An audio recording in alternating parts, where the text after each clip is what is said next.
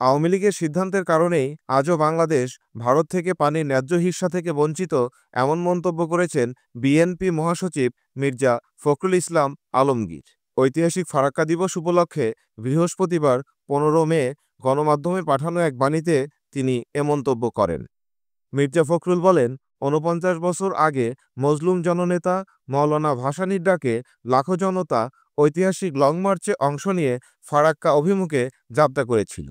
এর মূল উদ্দেশ্য ছিল ভারত কর্তৃক গঙ্গা নদীর ফারাক্কা পয়েন্টে বাঁধ নির্মাণের প্রতিবাদ এবং আন্তর্জাতিক আইন অনুযায়ী বাংলাদেশের পানির ন্যায্য হিস্যা আদায়। কিন্তু তখনকার আওয়ামী লীগ সরকার জনগণের মতামত উপেক্ষা করে ভারতকে পরীক্ষামূলক ফারাক্কা বাঁধ চালুর অনুমতি দেয়, যা এখন বাংলাদেশের জন্য মরণ ফাঁদে পরিণত হয়েছে। তৎকালীন আওয়ামী লীগ সরকারের কারণে এদেশের জনগণ পানির ন্যায্য হিস্যা থেকে বঞ্চিত, এ মন্তব্যও করেন বিএনপি মহাসচিব।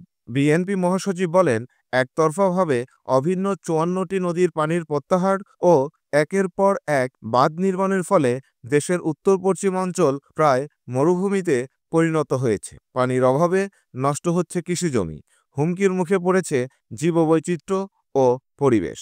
আন্তর্জাতিক আইন ও কনভেনশন উপেক্ষা করে ভারত একতরফাভাবে পানি প্রত্যাহার করে বাংলাদেশের অস্তিত্বের জন্য হুমকি তৈরি করছে।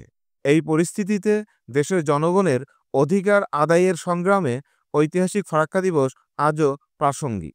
তিনি আরও বলেন, ন্যায্য পাওনা আদায়ের সংগ্রামে ১৬ই মে ১৯৭৬ মাওলানা ভাসানীর নেতৃত্বে জনগণের ঐতিহাসিক মিছিল রাজশাহী থেকে ফারাক্কা অভিমুখে অকুতোভয় সাহসী পদক্ষেপে এগিয়ে গিয়েছিল।